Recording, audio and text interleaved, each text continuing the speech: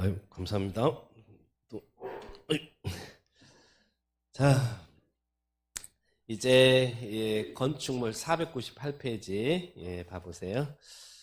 자, 건축물에 대한 개념 정리는 해야겠죠. 자, 건축물. 자, 이것도 용어라고 보셔야죠. 건축물이란, 자, 우리 이렇게 정리하고 있어요. 자, 건축법이 적용되는 대상물, 건축물 대지, 공작물, 건축 설비인데 여기에서는 이제 건축물만 좀 정리하겠습니다. 자, 건축물이라는 것은 건축법에서 토지에 정착되어 있는 공작물 중에서, 이 공작물이라는 것은 사람의 힘에 의해서 제작되는 시설물에 인공을 가하여 제작한 시설물.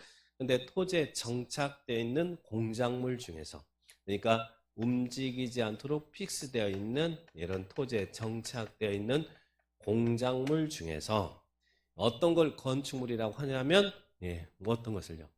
지붕과, 자, 여기 지붕과 그리고 기둥, 기둥 또는 벽이 있는 시설. 여기가 벽이죠? 내력벽 있잖아요. 자, 벽. 그러니까 지붕과 기둥 또는 벽이 있는 시설을 건축물이다. 자, 이렇게 표현해요. 그럼 여기서 이제 조심할 것은 토지에 정착되어 있는, 움직이지 않도록 고정되어 있는 공작물 중에서 지붕하고 기둥이 있으면, 이렇게 있으면 건축물이란 이야기예요. 지붕하고 기둥이 있다거나 또는 지붕하고 벽이 있어도 건축물이다. 그러니까 지붕과 기둥이 있다거나 지붕하고 벽이 있는 구조를 갖춘 형태 공작물을 건축물이다. 그러면 이런 지붕하고 기둥이 있거나 지붕하고 벽이 있으면, 그래서 지붕과 기둥과 벽을 모두 갖춰야 건축물이다 그러면 안 돼요. 지붕과 기둥 또는 지붕과 벽이 있는 이런 공작물을 건축물이다. 그러면 우리 지붕하고 기둥이 있는 대표적인 게 뭐예요?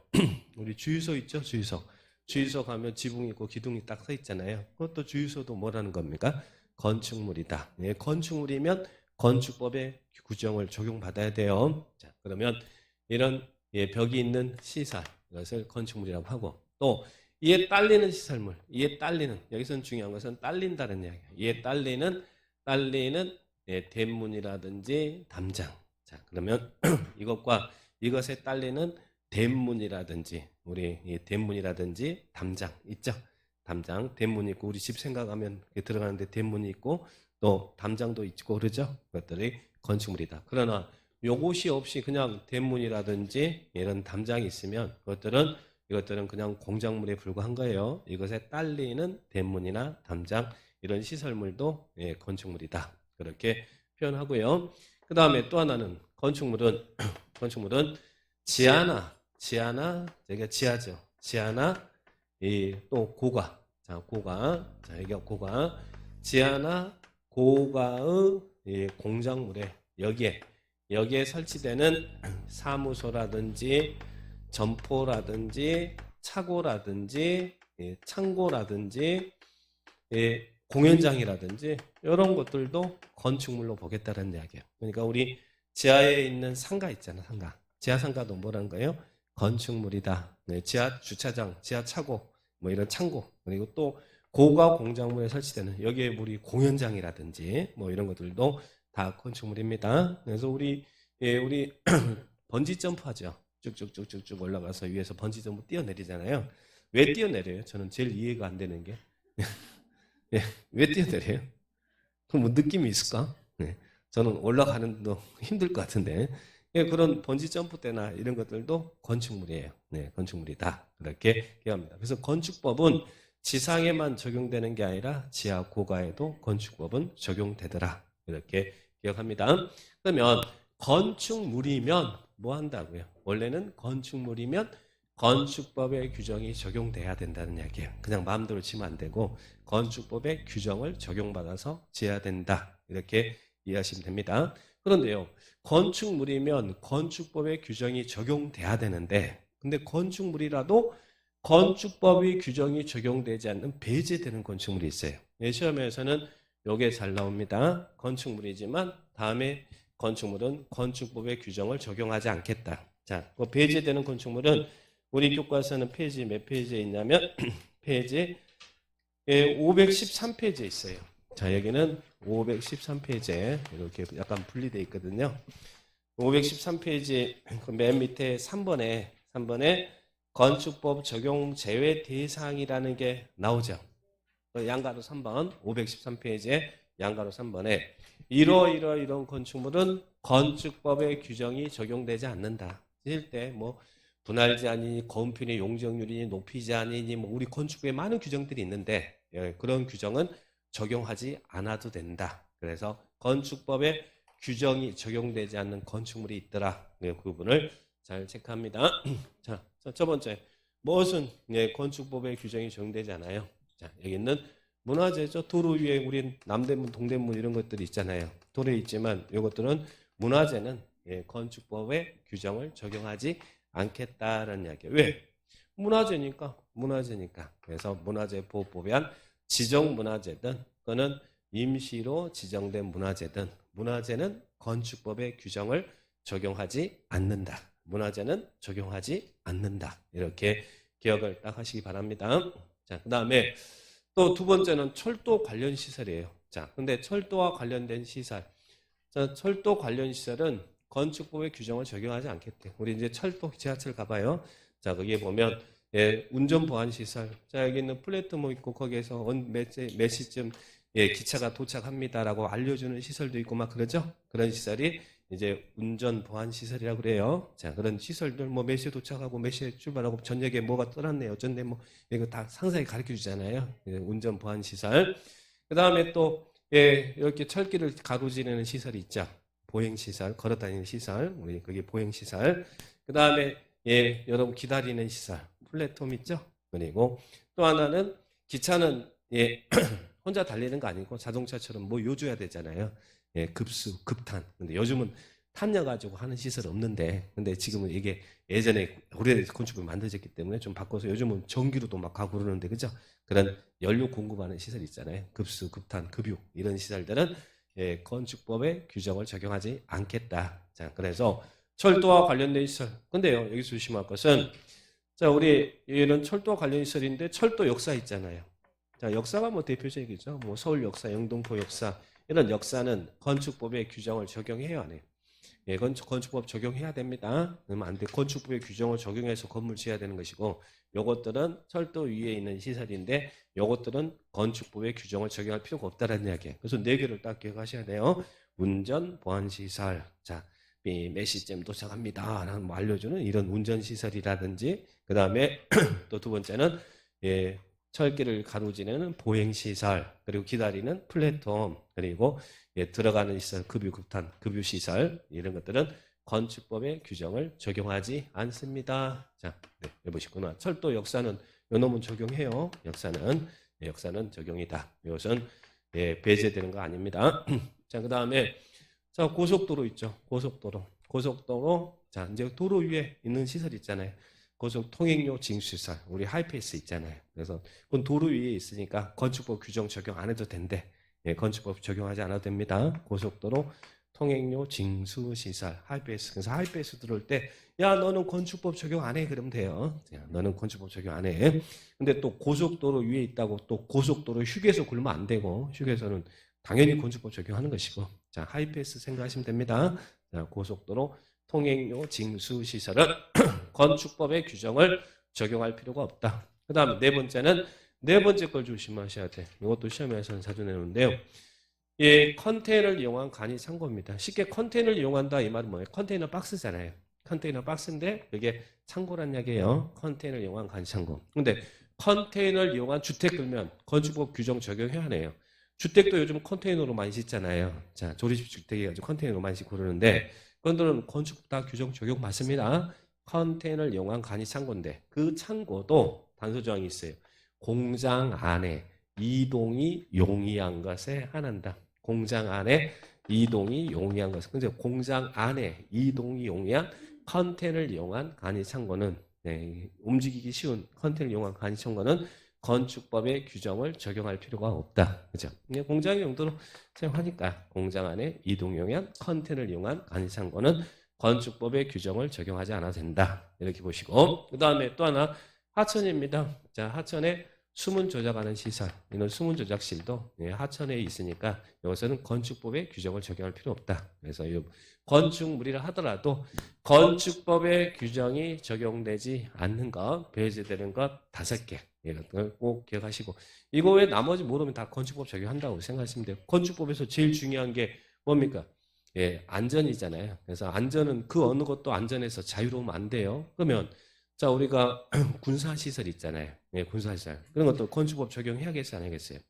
그것도 우리 뭐 군발이는 죽어도 됩니까? 뭐 그 관사시설 이런 것들 다 건축법 적용해야겠죠?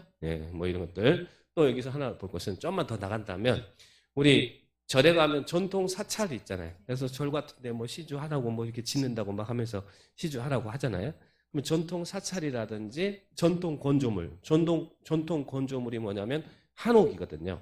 그러면 그런 전통 사찰이나 전통 건조물은 건축법의 규정이 적용될까 안 될까? 제가 그랬잖아요. 그 어느 것도 안전해서 자유로우면 안 된다고. 다 건축법 적용해야 돼요. 다만 그게 문화재면 규정이 적용되지 않지만 문화재가 아니면 건축법의 규정을 적용합니다. 즉 무슨 이야기냐면 건축물이라고 하는 것은 건축법의 규정이 적용되는 게 원칙이라는 이야기예요. 다만 요 건축물은 건축법의 규정을 적용하지 않는다. 그래서 요 5개 빼고 나머지 모르면 다 적용이라고 생각하시면 돼. 복잡하게 막 그런 부분 내올 필요 없이 건축물이지만 건축법의 규정이 적용되지 않는 배제되는 건축물은 5개. 이렇게 정리를 딱 해놓으시고요. 시험에 잘 나옵니다. 자, 그 부분들. 그래서 건축물 그리고 건축물이지만 건축법의 규정이 적용되지 않는 배제되는 건축물. 자, 그렇게 체크 한번 해보시고요. 그러면 용어 정리를 한번 해봤고, 그 다음에 자 건축물이면 건축 이렇게 생긴 놈이 아까 건축물이었잖아요, 그죠? 근데 이렇게 생긴 놈을 여러분이 건축할 때, 자 건축하거나 그 건축물 방금 전에 건축물 배웠잖아요. 그 건축물을 건축하거나 디자인하거나 용도 변경할 때는 그때는 허가 또는 신고가 필요하다. 그래서 나중에 건축이나 디자인할 때는 허가를 받아야 된다 이제 배울 거거든요. 그래서 다시 앞으로 가봅니다. 페이지 몇 페이지냐면 500페이지 보세요. 자, 500페이지에 건축물을 건축한다. 아까 건축물의 개념을 배웠으니까 그 건축물을 건축하거나 디자인하거나 용도 변경할 때는 허가를 받아서 하는 게 원칙이라는 이야기예요. 또는 이러한 경우는 신고를 해서 받아서 할 수도 있어요. 근데 신고하고 할 수도 있고, 근데 신고도 넓은 의미에서는 허가거든요. 그러니까 이런 행위를 할 때는 허가 또는 신고가 필요하다. 그래서 이 3개를 적용 대상 행위라고 해요. 자, 그러면 건축물을 건축한다. 건축물을 건축한다. 자, 건축에는 이 5개가 있습니다. 이 5개를 묶어서 건축이라 그래요. 자, 그러면 이런 행위를 할 때는 허가 또는 신고를 해야 된다는 얘기야. 그냥 하면 안 되고. 자, 건축물을 건축하거나 건축할 때는 허가 또는 신고가 필요하다. 자, 그러면 건축에는 뭐가 있어요? 건축에는 신축, 중축, 개축, 재축, 이전. 이것도 용어라고 생각하시면 돼요. 신축, 중축, 500페이지. 신축, 중축, 개축, 재축, 이전. 신축, 중축, 개축, 재축, 이전. 자, 이 5개를 건축이라고 표현합니다. 이것도 32회 때 나왔어요. 뭐 이전이 건축이냐? 자, 이전은 건축 행위예요, 아니에요? 이전은 건축 맞잖아요. 자, 이전. 근데 대시는 건축이다 그러면 안 돼. 건축하고 대시는 다른 개념이니까요. 자, 그러면 신축이 뭡니까? 신축은 뭐가 신축이에요? 없는데 새로 지으면 신축이죠? 없는데 새로 지으면 누구나 다 아는 거잖아요. 없는데 새로 지으면 신축이다. 그런데 이제 요거 보세요. 1번은 누구나 다 요건 신축이라고 하는 건 누구나 다 나대지에다가 새로 건물 짓는다. 그러면 신축인데 부속 건물이 있는데 아까 우리 부속 건축물 배웠잖아요. 부속 건축물의 정의가 어떻게 됐어요? 동일한 대지 안에 주된 건물과 분리된 부속 용도의 건축물로서 주된 건축물 이용 관리에 필요한 건축물을 부속 건물이라고 했잖아요. 근데 이런 주된 건물이 있는데 부속 건물이 들어서면 일단 있는 건물에 옆에 뭐 별도의 건물이 들어선다 그러면 그 다 부속이거든요. 그래서 그런 건물은 중축으로 봅니다. 그런데 부속 건물이 있는데 주된 건물을 짓는다. 요놈 짓는다. 그러면 요건 뭐라는 거예요? 요놈은 신축이다. 부가 있는데 주가 들어서면 신축. 그리고 주가 있는데 부가 들어서면 신축이 아니라 중축. 이렇게 표현합니다. 부속 건물이 있는 대지에 주된 건물을 축조하는 것은 신축이다.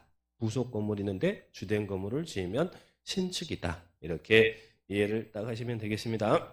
자, 그 다음에 하나 더 한다면, 예, 이 건물이 있어요. 근데 이 건물을 전부 해체해버렸어. 여기 건물이 이렇게 있었는데, 건물을 전부 해체해버렸어요. 전부 다 부쉈다는 이야기예요. 해체하고. 또, 건물이 화재가 발생해서 전부 멸실됐어. 전부 해체되거나 전부 멸실됐어요. 멸실돼서 다시 여기를 다시 지으면 요거 신축인가요? 전부 해체되고 멸실되더라도요. 다시 지었다고 그래서 여기가 그걸 다 신축으로 보진 않습니다.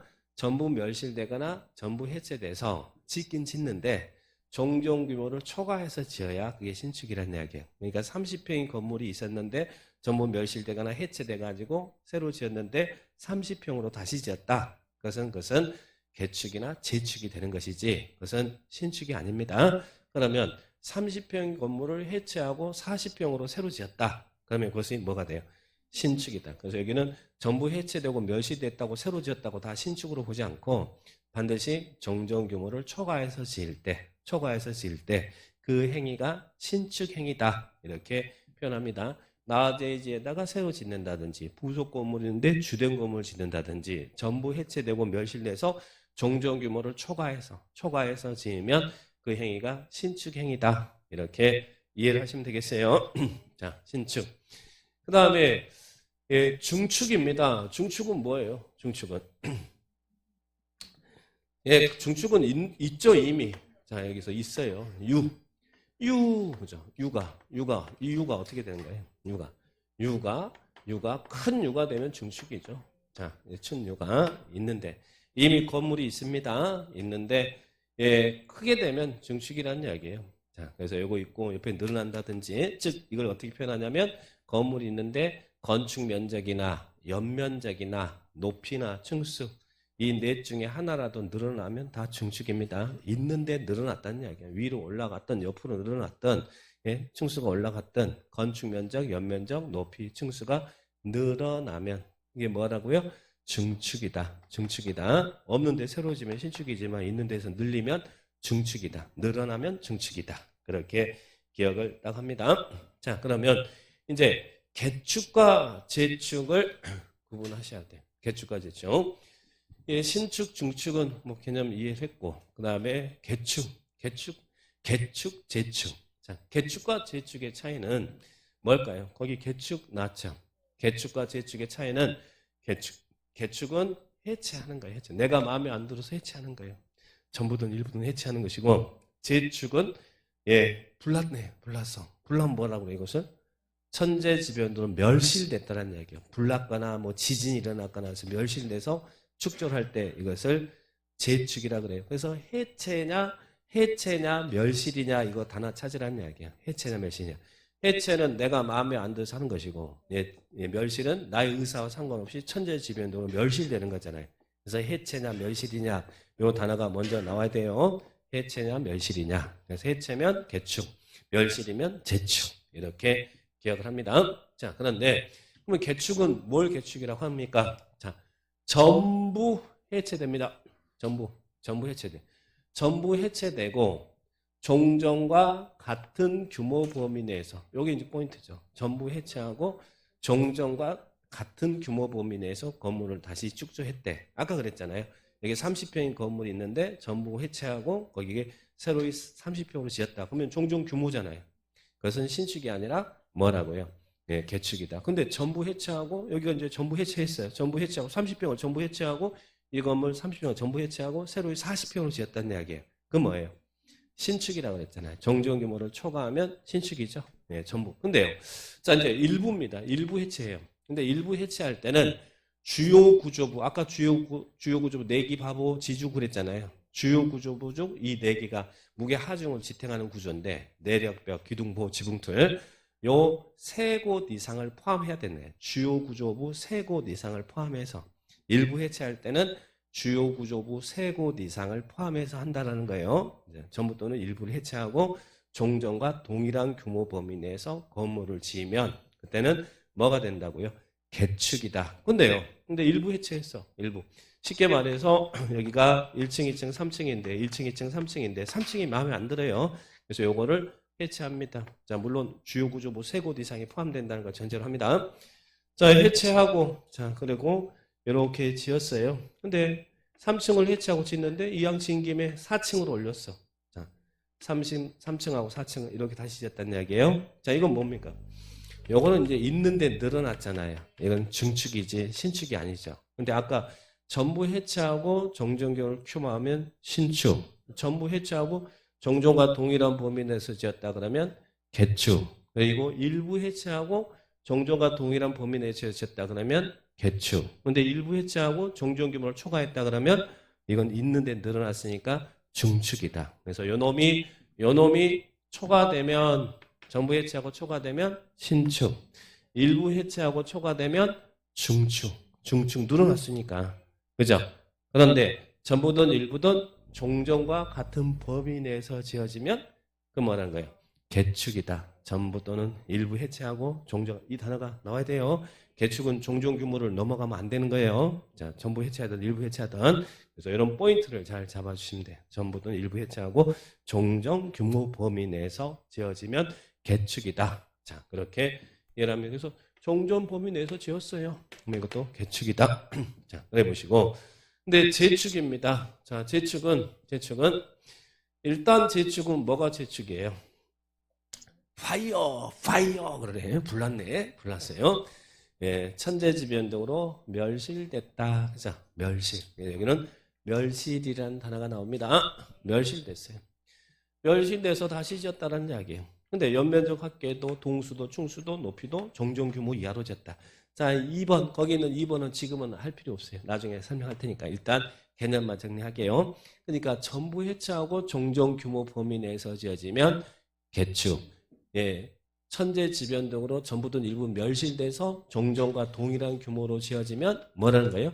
재축. 그래서 해체냐 멸실이냐 이걸로 개축 재축 그런 이미지 그려져요. 그러면 개축이든 재축이든 공통점은 정전 규모를 넘어가면 안 된다는 이야기예요.